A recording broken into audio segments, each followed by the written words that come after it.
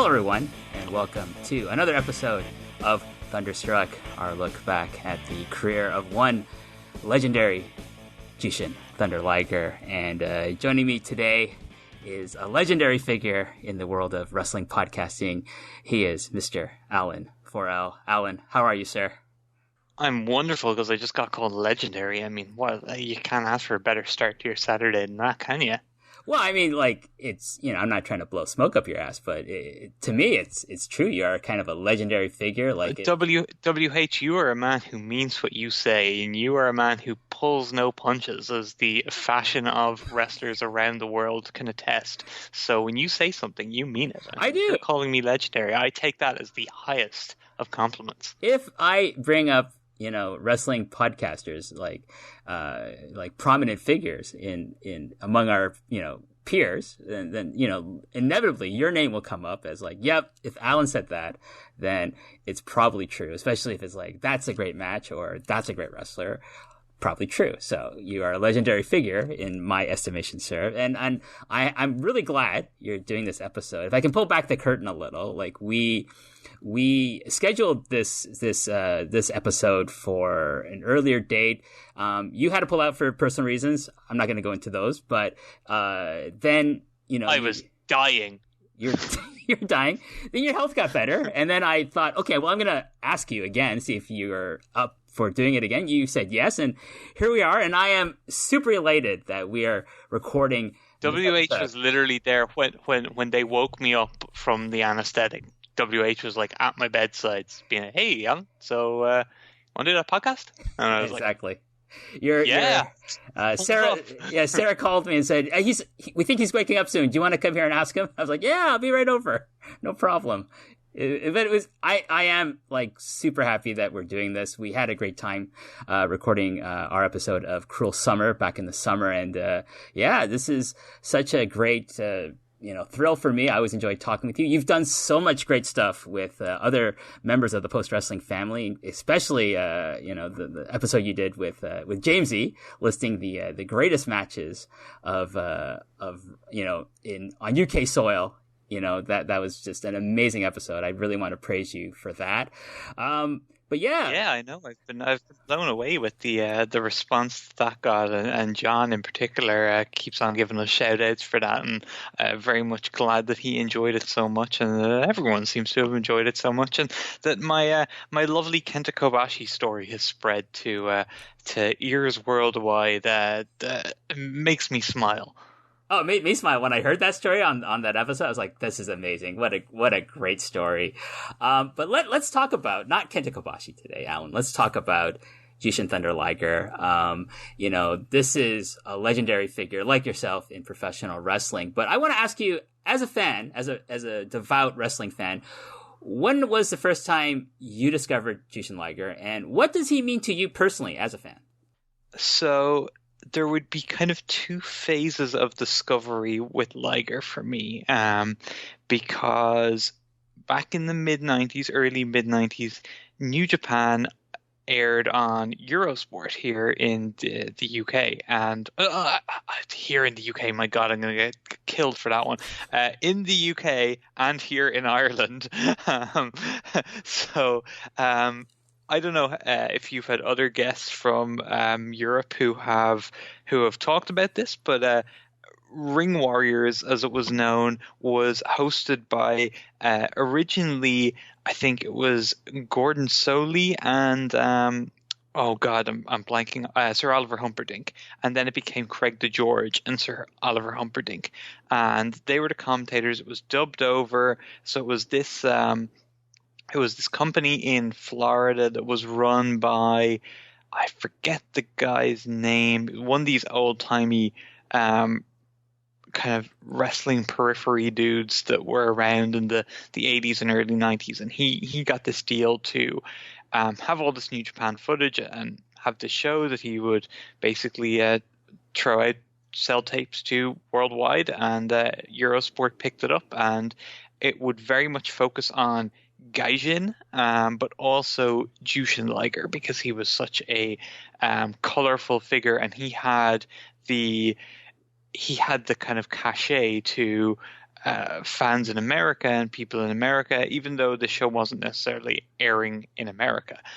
So there was a lot of Liger on these shows, and I definitely saw a decent amount of Liger when I'd flick on Eurosport and this would be on, but it never really, I was like 7 or 8 at most, and it really wasn't something that was catching my interest. I didn't really understand it.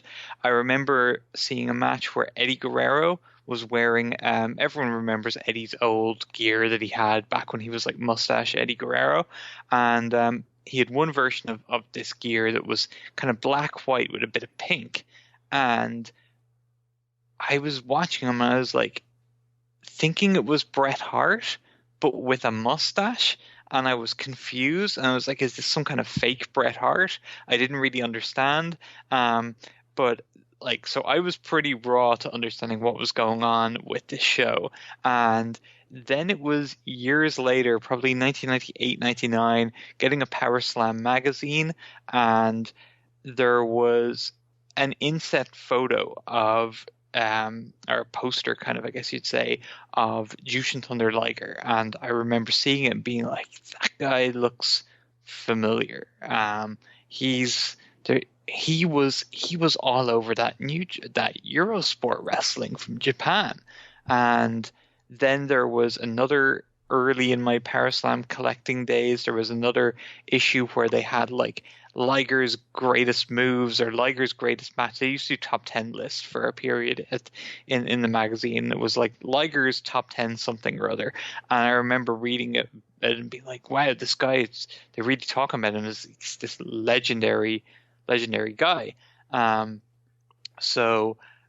Do you know what it was? It was actually like the top 10 junior heavyweights of all time. Because I remember Danny Hodge was one of the people they had on the list. And so Liger was number 1. So that's why he really stood out to me. I was like, whoa, okay. This guy who I used to see on Eurosport is obviously a big deal.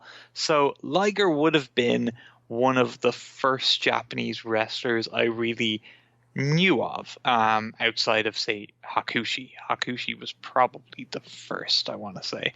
But Liger would have been one of the first I knew of from outside WWF. I wasn't able to watch along with WCW during the 90s because it didn't air where I lived. But I did get WCW worldwide in like 1993, and I don't think Liger was ever on any of those shows. So yeah, Liger was this kind of mythical figure, and then when I did start to understand the world of wrestling a bit more with the internet and getting into watching stuff and downloading stuff from all over, Liger was definitely someone who I caught my attention. And then when I really became a Japanese wrestling fan, which I kind of pinpoint to the Wrestling Channel, and sort of 2003, 2004. Absolutely, Liger was one of the guys who I was drawn to, and I remember they aired the Super J Cup 94, and there was obviously so much Liger all over that, and just his matches on that show were incredible. And I remember me and my pal Dune, we were like in school after that Supercard Sunday, the Monday morning, we would have been in school talking about all the Liger matches that happened in Super J Cup 94 and how great they were. And then another like sort of early memory from one of the first times I saw Liger on the Wrestling Channel was a Tokyo Dome New Japan show where he wrestled in, I think it might have been the opener of this Dome show, he wrestled a teeny tiny baby Katsuhiko Nakajima, who was, I think, like 15, maybe even 14 still at this point. It was like right in the infancy of Nakajima. It was just after Kensuke and Hokuto had adopted him, and they were having him basically wrestle in matches with all these like legends like Dory Funk Jr. and people like that. So that was kind of my and then it was like kind of from there it's like ROH are promoting him for the shows in 2004, so me being an ROH fan, that kind of adds to it and pounds home the legend of Liger that bit more for me. So we're going to talk about a match, and I'm going to let you introduce it, but it's not a match from New Japan Pro Wrestling. It is a match from a promotion I think is near and dear to both our hearts. That would be Pro Wrestling Noah. What match are we going to talk about today, Alan?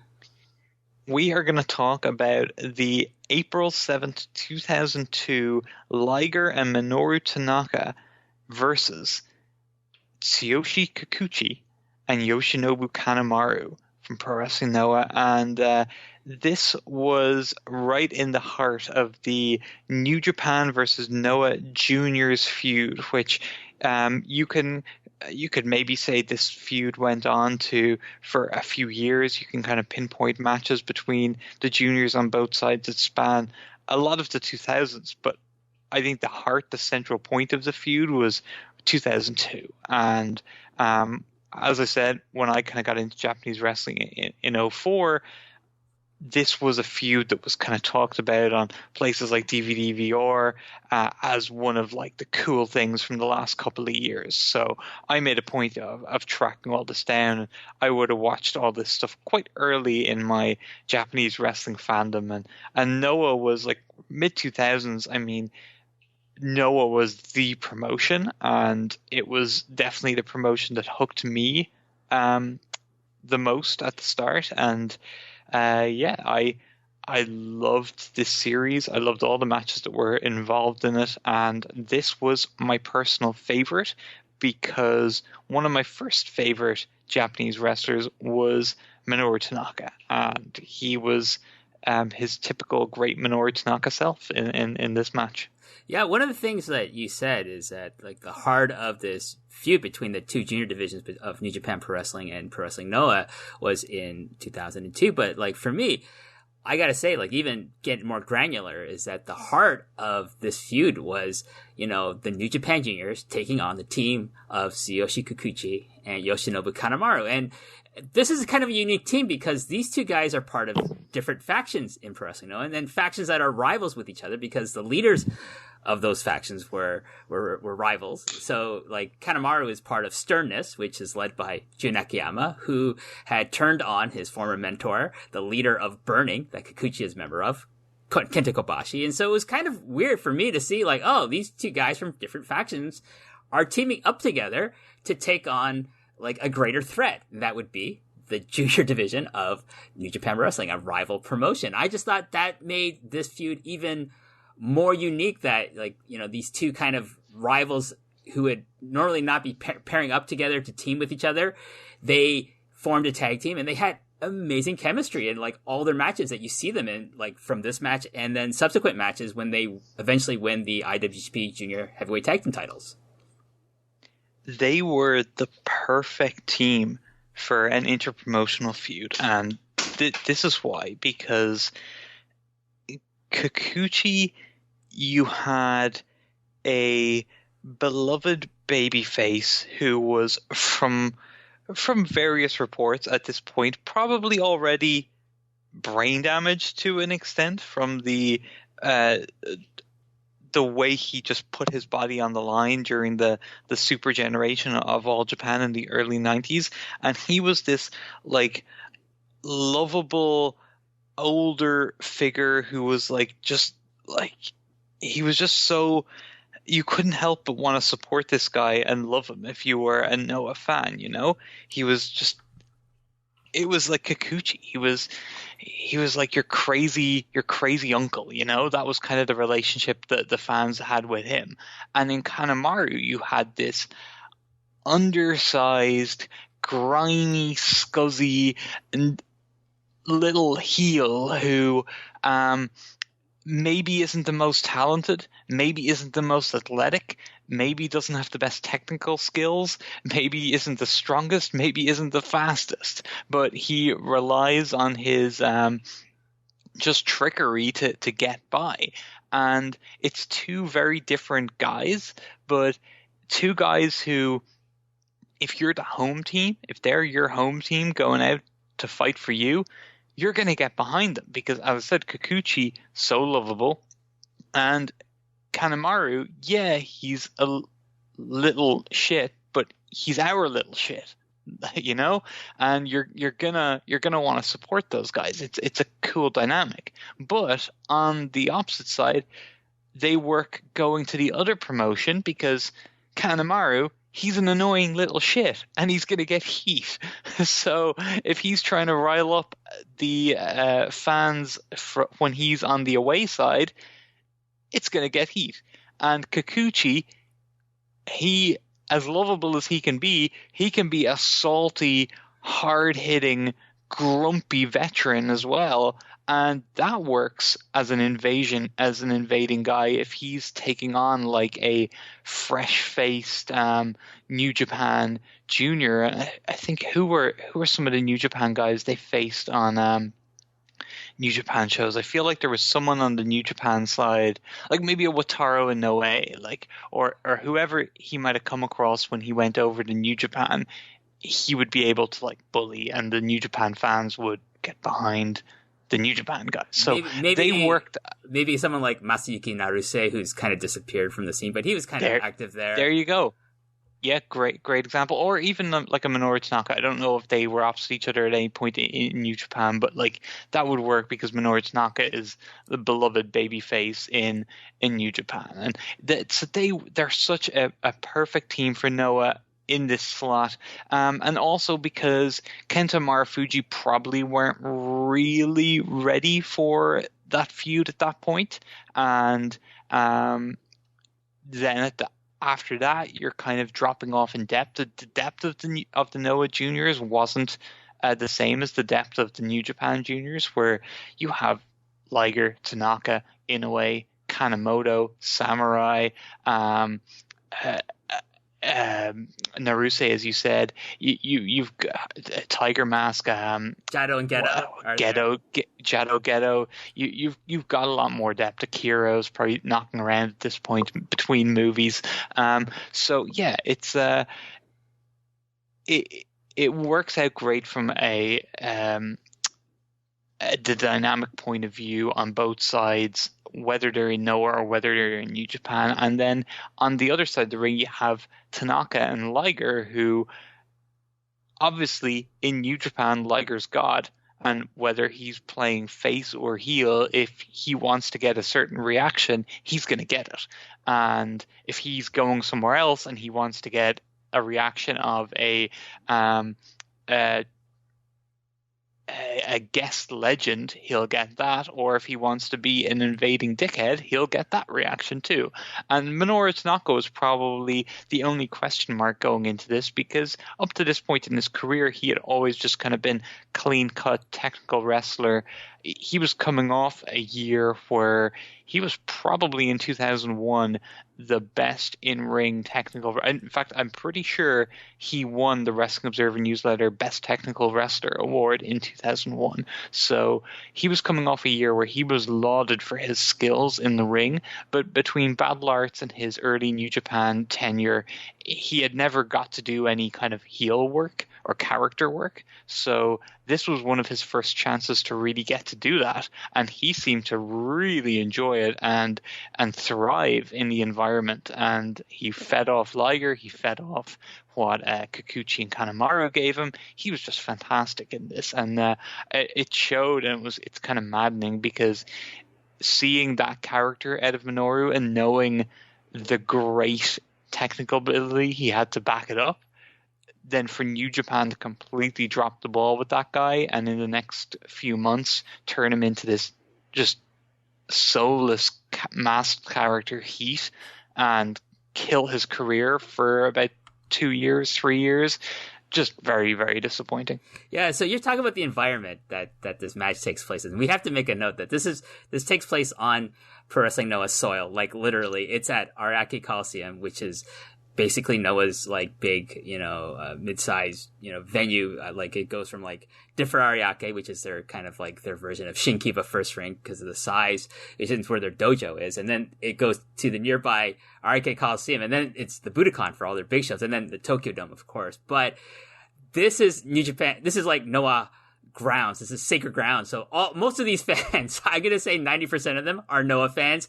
And my God, the heat against Liger and Tanaka in this match was unbelievable. unbelievable. So let's get into the match, Alan. So we start this video. You can find this on YouTube. I'll have links in the show description. But the match starts in the middle of Kikuchi's entrance down the Noah ramp and sees Liger just fucking blast him with a shote right away to a massive chorus of boos. It's amazing already, Alan. Oh yeah, it is a hot start because Kanemaru's so fired up, and I don't know if you and JP talked about this on the show you guys did. I haven't got a chance to listen to it yet. I'm planning on it. As I was telling WH Park beforehand, I made sure to watch. I wanted to listen to that show before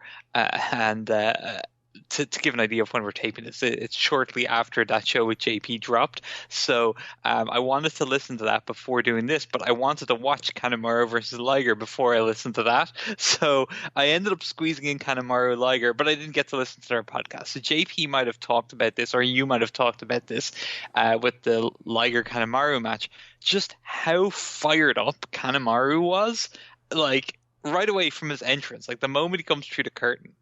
He's so fired up, and it's the exact same thing here. And it was really noticeable to me because I watched one match last night and one match this morning. So just the fire in Kanemaru, very different from the Kanemaru that you see nowadays in Suzuki Gun. Oh, yeah. He was just a ball of energy, a ball of shitty little heel energy. And he comes through the curtain and he marches down to the ring, even though his two opponents are in there and he's on his own. He gets right up in there with them and everyone has to be separated. And then Kikuchi comes out and the brawl starts before Kikuchi even enters into the ring. And I mean, you talked about the atmosphere and the scene. You know, it's Noah turf. You got the green mat, and especially this is one thing that really highlights this era of Noah for me. When I think early 2000s Noah, kind of the pre-peak era of Noah, I think Xbox logo on the mat Noah. And that's what this was. This Xbox logo. No, that's true. So they're in the ring, and Kikuchi hits Liger with a snap suplex, and the crowd cheers this. Liger recovers and hits another shote on Kikuchi, and the crowd boos this very loudly. Kanemaru and Tanaka are brawling on the outside. Kikuchi gets back in the ring, and Tanaka goes for a German suplex, but Kikuchi reverses position and locks on a Kimura lock, which Liger breaks that up and saves Tanaka, and Tanaka is able to reach the ropes from that. There's a big Kikuchi call as he stamps away on Tanaka, and this is just the story of this review, Alan, is just going to be like how hot this building is for this entire match. Like people, I read reviews on Cage Match, for example, where they say, oh, there's like this middle part where the crowd is quiet. I don't see that. Like, I was watching this match and I was like, where's the quiet part? They're like loud throughout the whole thing. Yeah, no, they can get out of town with that. This match was hot as heck, and it carries the whole way through.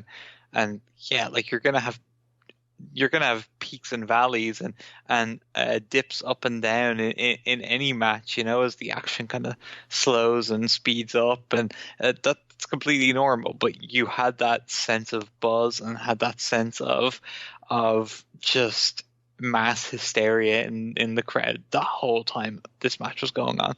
Liger tags in and hits another shote. He hits the ropes, and Kikuchi hits a dropkick that Liger no-sells. Kikuchi goes... Oh yeah, that was sorry to interrupt WH, but that was an awesome spot because Liger gets that shote, but basically they do this great spot to it's so old school. Kikuchi is all over. So like the heels or the faces have got this great start. He's all over Tanaka. He is kicking his head in, and the crowd are cheering him, as you talked about. And the referee pulls Kikuchi away and is holding him by the waist. And Liger comes in while Kikuchi's being held by the ref and hits that shote. And it's such a great way to. And then Liger becomes the legal man.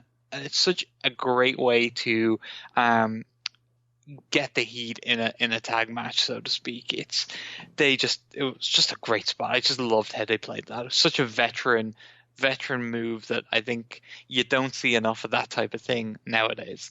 I feel like they're not doing drills of that in the performance center in WWE. Probably not. No. So Kikuchi goes for a cross armbar, but Liger rolls through and gets one on Kikuchi instead. But Kikuchi gets to the ropes, but Alan, Liger won't break until a ref pulls him off. And from here, this is one of my favorite parts of the match. So Liger pushes the referee. The referee pushes Liger back. He's not going to take any shit from this guy, legend that he is. And then they grab each other's shirt and jaw, respectively. I just thought, this is great. Like, this ref, and I love Pro Wrestling Noah refs. I think they're so good, and they have never done anything, in my estimation, to like kind of, I suppose, like, degrade their reputations. They're always kind of like by the book and like pretty legit in terms of becoming like, presenting this real sport feel. And this is just a great example of that. Like, this ref doesn't care. Like, you're going to follow the rules, and if you grab me, I'm going to grab you. And I just thought this spot was so amazing. Yeah, and I don't know who this ref is. It's not someone I recognized.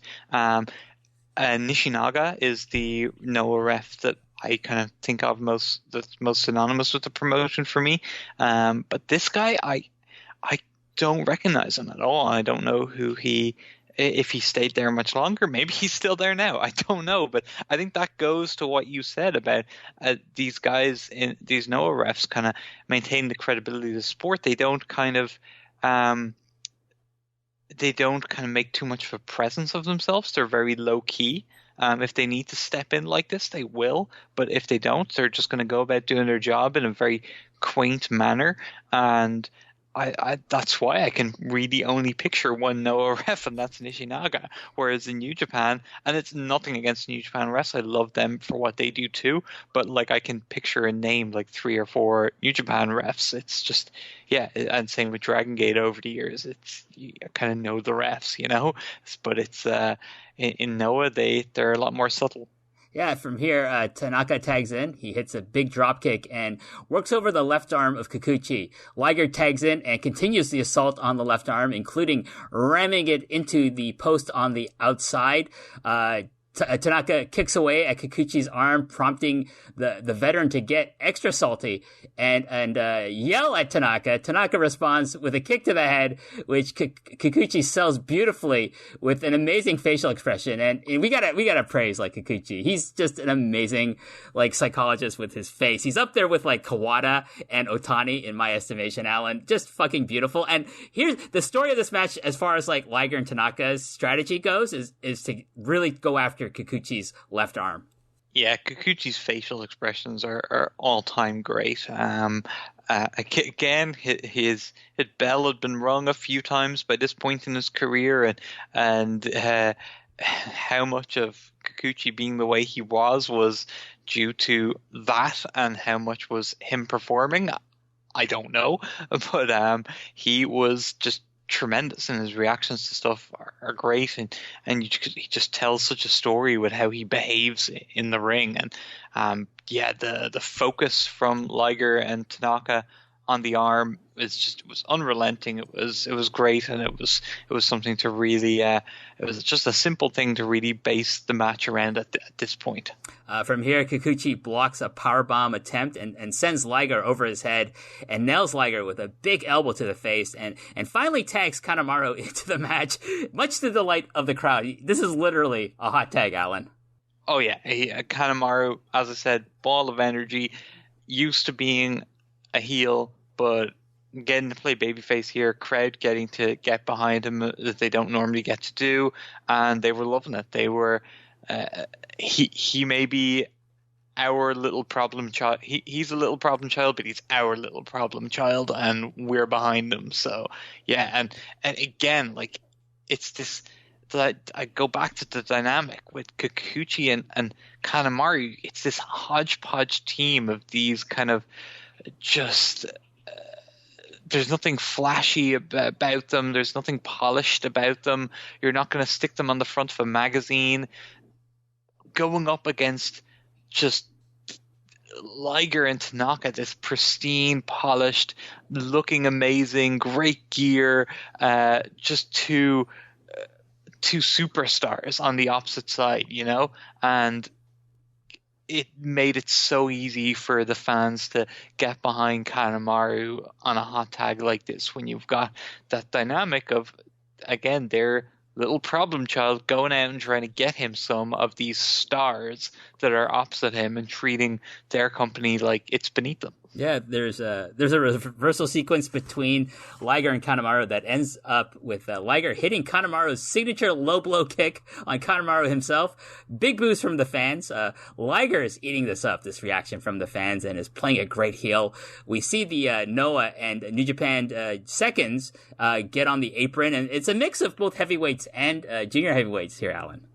It shows that the whole promotion and the whole roster is invested in this thing, and it kind of adds gravitas to it. And I think that was, I'm sure, again, you guys probably mentioned this on the Kanemaru Liger podcast, but seeing Jun Akiyama lurking in the shadows watching that match an hour or two before he went out for his main event with Kobashi in the Tokyo Dome, it again, having the heavyweights give credence to the juniors and treat it like a big deal.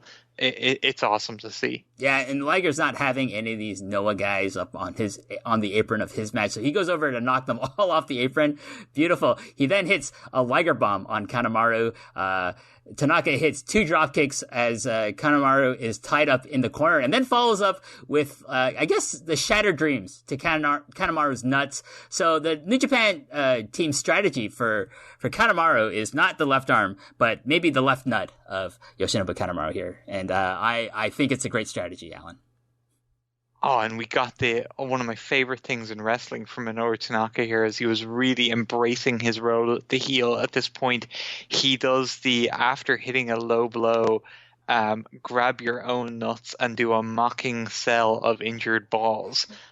Absolutely the number one tactic any heel can do is that taunt. It's like, in a wrestling game when you taunt and like your life bar or your special bar goes up, if you're a heel and you do the mocking injured nuts taunt, your special bar will just double. You'll have a finisher straight away. We'll go straight to the super finisher, the burning hammer, if it was something like Kobashi or something like that.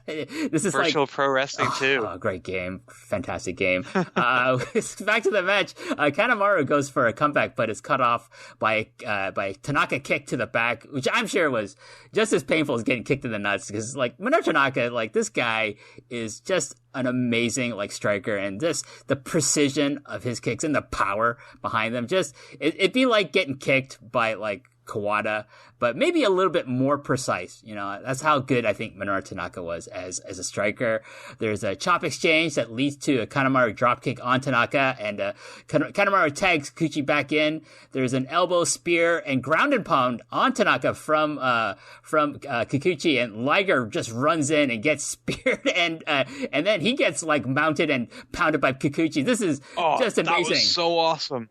That spear from Kikuchi, and it wasn't like a big Goldberg run across the length of the ring spear build up a head of steam.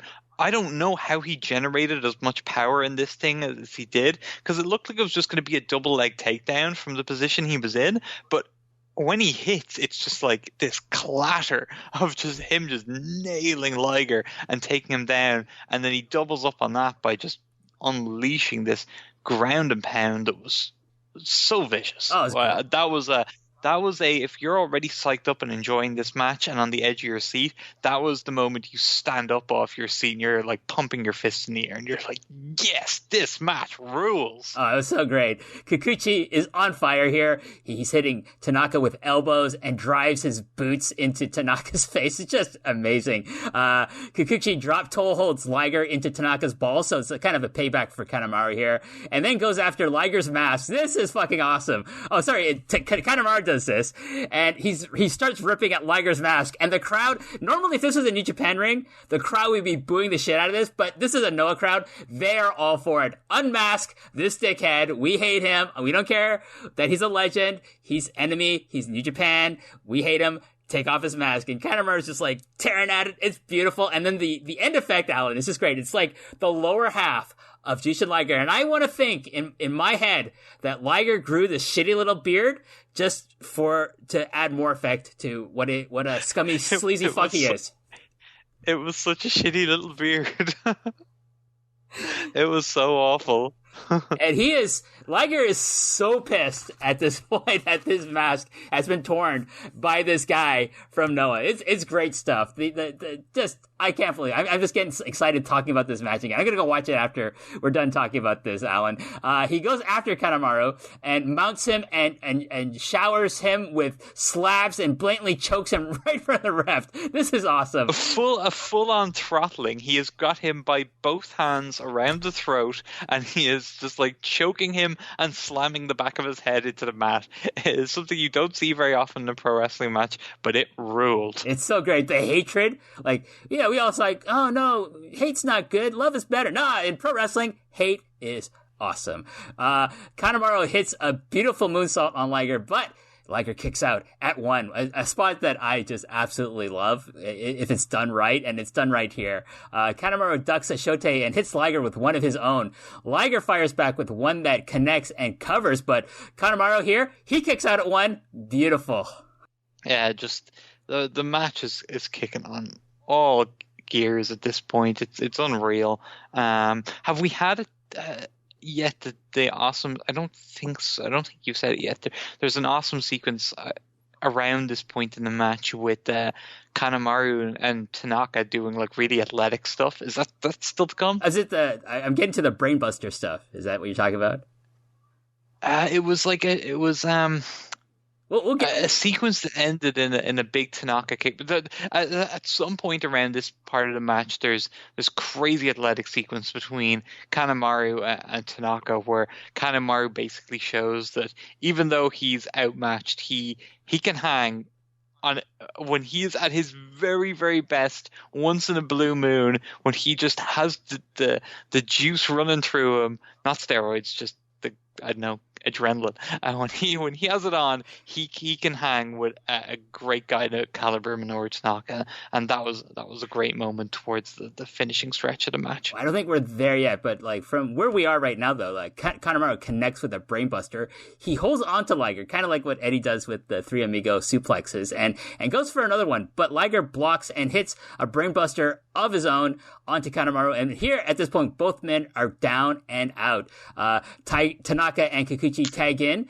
Tanaka misses his beautiful spinning heel kick and flies over Kikuchi. I love when he does this in matches. Yeah, it's great. He's able to hit a beautiful drop kick, though, in recovery onto Kikuchi. Tanaka gets a heel hook on Kikuchi, but Kanemaru breaks it up. Kikuchi hits a German on Tanaka and goes for a second one, but Tanaka ducks to let Liger hit a shote on Kikuchi. Just excellent coordination and teamwork on the part of Liger and Tanaka here, Alan.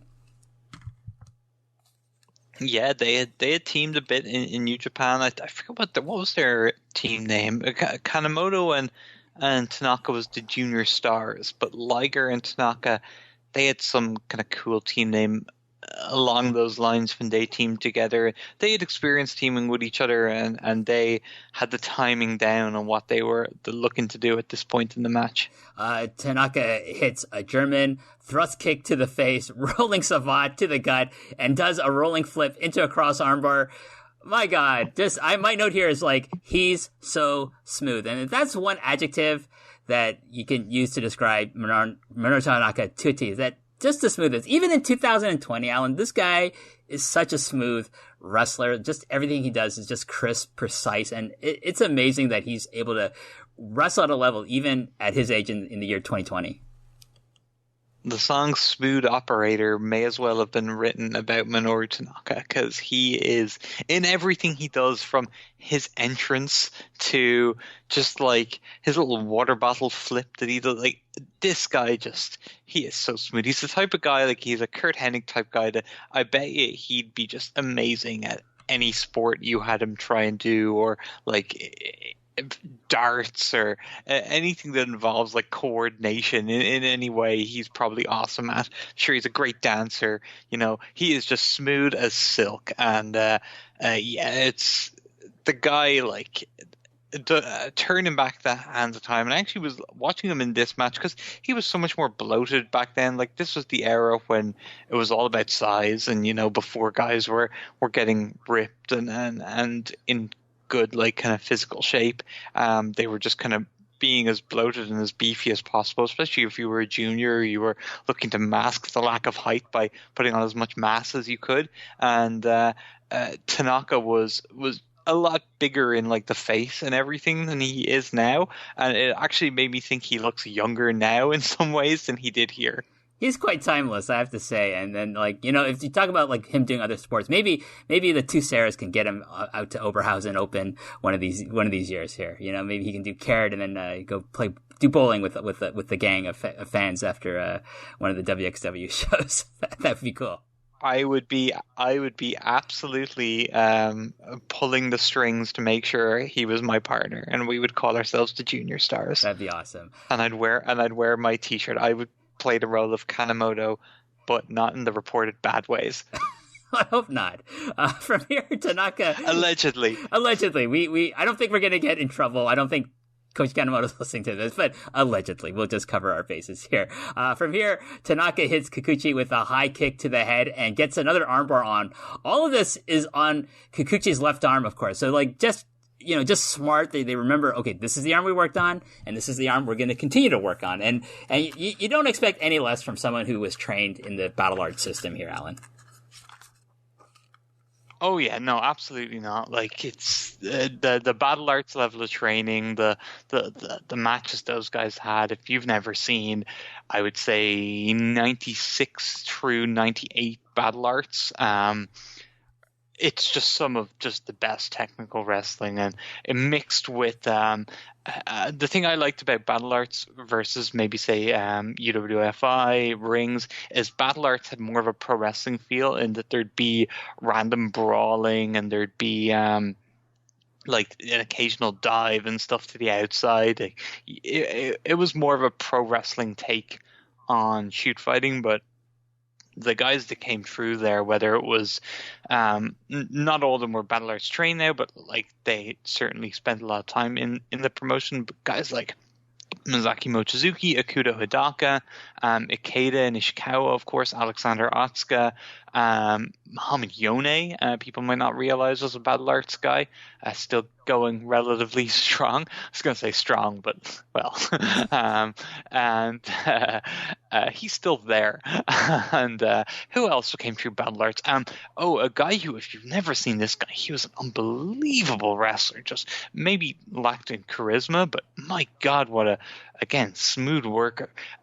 Karl Malenko, who also went by the name Karl Greco. He wasn't a real Malenko, but he was trained by the Malenkos and took the name. That guy was unbelievably good. Just so many great wrestlers came through there. Like, I love the Minoru Tanaka matches with Mochizuki and with Hidaka and with what's the guy that wore the blue? I'm forgetting his name. Usuda. Oh, yeah, Usuda. I forget his first name, but Katsumi? Usuda. Him and Minoru. Katsumi. It is good pull. WH. Katsumi Usuda versus Minoru Tanaka.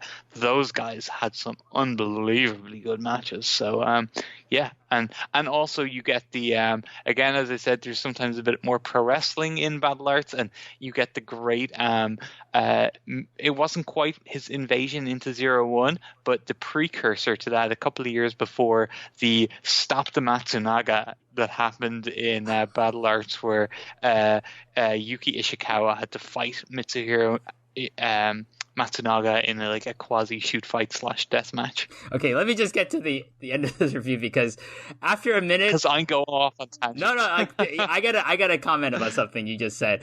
But after a minute of Kikuchi fighting off this armbar, he does end up submitting, and Minoru Tanaka gets the submission win on Tsuyoshi Kikuchi at 16 minutes and 35 seconds. And then, before we get to the aftermath of this match, I have to make one point here, Alan, that you brought up a term I have not heard in years, and that is Stop the Matsunaga. And that was a thing I remember seeing on, I think it was DVDR forums, where people were just listing Mitsuhiro Matsunaga's reign of terror in zero. It was 0-1, wasn't it? Where they just had 0-1. You can see this is what he does in this match. And here's a link, because probably there were tons of links that were still up on like the infancy of YouTube then. And it's just like, it was on the Lenny pages on the ditch. oh, that's right. That's right. There's a deep pull. Who remembers the Lenny subsite of the ditch? Yeah, the ditch. Yeah, great site. It's still up there, but yeah, we're not going to talk too much about the ditch site. People can find it on their own. Just Google it, folks. But okay. Here's what you need to do. If you type in "Stopped Matsunaga" into Google, there is the Other Arena forum. There is a series of posts from JDW, who's John D. Williams, one of Dave Meltzer's old friends, and he has basically put up the whole Dean Rasmussen, who I love. Dean Rasmussen, I think the creator of Death Valley Driver, and a lot of the DVD guys, like I'm sure they wouldn't deny this, people like Phil Schneider and stuff like that, can be seen as quite prickly, and a lot of people maybe don't enjoy their oftentimes controversial takes, may think they're trolling a lot of time. Dean, on the other hand, is just the most jolly, affable, nicest. Even if he's like critiquing or burying a wrestler that you like, it's in such a jolly way that you can't help but just enjoy and like Dean. And Dean has written a series of reviews of all the Stop the Matsunaga matches, which span through 2005, I think. I think it's mainly the latter half of 2005. So you got him coming into 01 and just destroying young kids like Osamu Namaguchi. Do you remember that young line? Young rookie. He was basically a peer or a rival of Katsuhiko Nakajima. They were around the same age at the same time. And when Kensuke did 01, Nakajima would be on the undercard as like a 16-year-old fighting Namaguchi, who was probably like 17 or 18. And these two kids beat the heads off each other. Like, it was they had a match at the 2005 Differ Cup where they just absolutely slaughter each other. It's glorious. But Namaguchi, speaking of slaughtering, he gets killed by Matsunaga, obviously. Then Matsunaga versus Rikiya Fudo, who's like a guy, kind of a lower card guy, but he's a step up from a rookie. And then you got him against Kohei Sato, who's like a burgeoning young star that they're giving a push to, who's kind of shows some fight. Then there is a Katsuhiko Ogasawara, who basically he is a karate guy who, this was a no rope karate match, and he is this like old timey karate guy who I guess brought Matsunaga into pro wrestling. And as Dean describes here, Ogasawara was saying through the medium of professional wrestling, "My God, what have I done?" And he feels he must finish this and rid the world of what he has created, but he must do it with karate. It's just fantastic. And the best thing about this is there was all these dramatic videos that they made, that they put out before these matches, because it was all probably on Samurai TV, and Samurai TV were just making these incredible videos. And there'd be like the Johnny Cash song with I'm not a music expert or a Johnny Cash expert, but there's all the videos would end with like the Johnny Cash line about like a pale horse or something like this. I live in a wrestling bubble. People probably are screaming knowing what I'm talking about, but I'm making a hames of it. But then there was a no rope barbed wire death match against Hirotaka Yokoi, who was a 01 guy who did Pride. He was like a shoot fighter, but here he was getting his hands dirty in the death match world. And then you got the culmination of it all, Yoshihiro Sasaki being finally the guy to really step up to Matsunaga and just stop the Matsunaga in 01. It's just like the best thing ever. And yeah, I think I'm going to go away and watch it after this too. That's amazing. So for all the Thunderstruck listeners, you came for Liger, but you got some Mitsuhiro Matsunaga talk, and you're welcome. And there's a comp of all the best, because it'll be hard to find online. I don't think it's out there. But there's a comp you can get on IVP videos, So hit them up. I'm sure they've got a good sale or something going on. Always great deals there if you want to get random obscure pro that there's no other way to get, that you don't need to feel bad about like stealing, because like, I mean, no one's selling it, so you can buy it here from IVP Videos. $2.99 for the best of Mitsuhiro Matsunaga, and it's the whole 01 thing. So yeah. Oh, there's a description here. I gotta add this to the page. Go ahead. The story started out with Katsuhiko Ogasawara seeing Ryoji Sai's photo shoot in a fashion magazine modeling clothes, and he thinks this is a disgrace for a shoot fighter. So he brings his karate forces, Ogasawara, Katsuhiko Matsuzaki, and Masashi Aoyagi to 01 Max to fight Young Max, basically all the younger guys in 01. But the karate forces kept losing against the pro wrestlers. On the June 17th show, the karate forces brought with them a new member dressed in a black gi and wearing a mask. At the end of the match against Young Max, he unmasked as Matsunaga.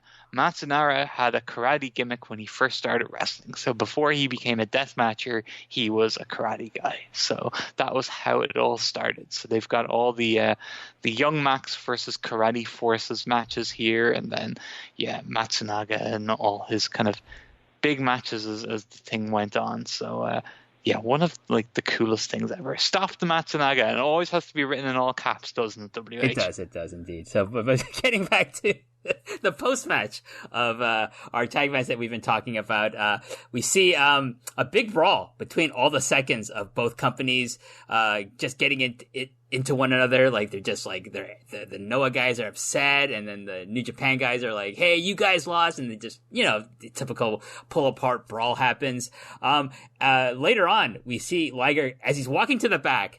He attacks some fans, and I think he was just gonna like try to scare them, but he inadvertently knocks over the barrier onto this a female fan, and I'm just like, but the great thing, he doesn't break character, Alan. He just stays in character, and you see Tanaka kind of going over and apologizing to that fan. It's like, oh, sorry about that, but Liger just stays completely in character, which I thought just a great touch there.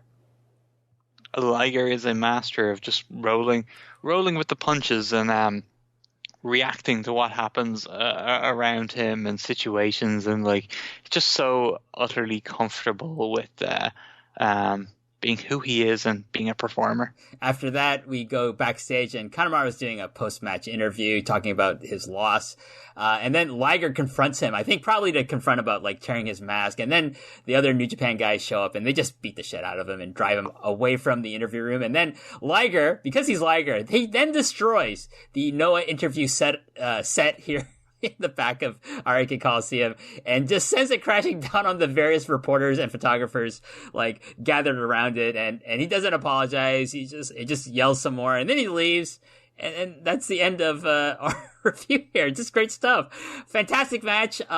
Like Liger and Tanaka, I think they would later on win the junior tag titles, and then they would lose those belts to Kikuchi and Kanemaru, who would then hold them for, I believe, 150 days, and they would have 5 defenses. And this is really the apex of, I think, the feud between New Japan Juniors and the Noah Juniors here, Alan. Yeah, it was like, for me, this match was the peak of the feud. There was other awesome things that happened. Like, if you want to extend it out to say the dome match between Liger and Kanemaru that you guys talked about it in 04, or even stuff that happened a couple of years later, like you even had people like Atsushi Aoki and Shinsuke Nakamura. This obviously wasn't juniors, but like in 2009 you had like Shinsuke Nakamura, Hiroki Goto, Milano Collection AT, Go Shiozaki, Sugiura, even Baby Okada being involved in Noah versus New Japan stuff. So all through the 2000s it was kind of like there was no real point where a full story. I think this was the only time where there was like a storyline arc kind of given to the feud. And then other times it was like the feud would be reopened if New Japan needed it for business or if Noah needed it for business. And they'd put it on their shows with really, it felt like no kind of end game to any of it. I got really hyped up for the '09 version when they had the match at the Tokyo Dome with Misawa. That was just unbelievable, and the heat that got. And then at the next Noah Budokan after that, they had a great match with Milano and Shinsuke versus Go and Sugiura, with an awesome finish of Go Shiozaki just destroying Milano Collection AT, who was sensational in that match. One of my favorite performances of his. But just a great feud that, as I said, had its peak for me at this kind of point in 2002. Okay, well, before we wrap things up, Alan, so as of this recording, it's late January, and we're a couple of weeks removed from the Liger's last two matches at Wrestle Kingdom Day 1 and Day 2, and his retirement ceremony at Oda City Gymnasium. And I kind of want to ask you, how do you feel about there's no more Liger wrestling regularly, and how do you feel like his kind of retirement came off for you? Really nice. Just really nice, it wasn't over the top. It didn't feel like it wasn't anything that, the Flair retirement, that was good, but it was very over the top, and other retirements in the history of wrestling have been. This was just nice and felt true to him and how he's behaved as a pro wrestler in his whole career. Selfless, wanting to bring up others, wanting to elevate others, just kind of being amazing but not wanting to focus all to be on himself. Doing those matches as openers, backstage in his interviews after each match, which you haven't seen those, go watch them on New Japan World. They're excellent and really insightful. On one of the days, I forget which one it was. I think it was it would have been the second one after the Hiromu match. Liger's first thing he says in the press conference after his last ever pro wrestling match, they ask him how he feels. Just simple. You've had your last match. How do you feel? And his answer was, I don't have the exact quote in front of me, but I put it on my Twitter when I watched it, but it was something along the lines of, I feel like I'm amazed at the incredible power of Hiromu Takahashi. And I was like, what a legend, what a selfless, amazing guy Jushin Thunder Liger is. The first thing he thought to talk about after his legendary all-timer career ends is Hiromu. That says it all about him. And it was so true to him the whole way it was presented. I loved it. I thought it was great. If people had ideas of this huge, grandiose fireworks and all kinds of crazy stuff happening to commemorate the career and him being in the main event and the show being built around him, which I'll be honest, when I kind of heard he was retiring and it was going to be a 2-dome show and one of the shows would be his last match, in my head I expected he'd be in the main event. The show would be built around him.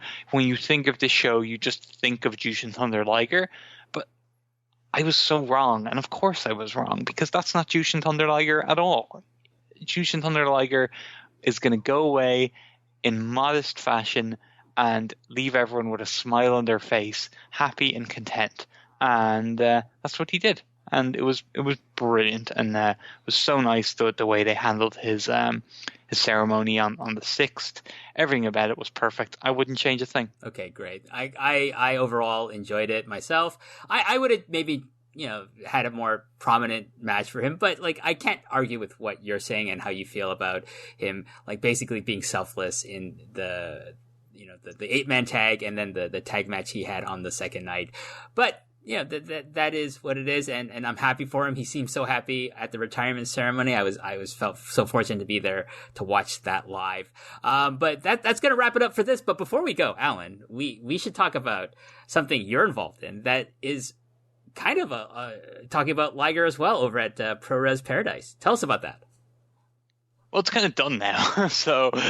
But we did a couple of episodes which I was really proud of, talking about Liger and some of his greatest matches. I wanted to do, I think, two more I had plans to do before I got sick at the end of last year, so it kind of got cut short. But I kind of wanted to focus on the career of Liger with a theme to each episode and focusing on three matches that fit that theme. So I think we did three shows overall.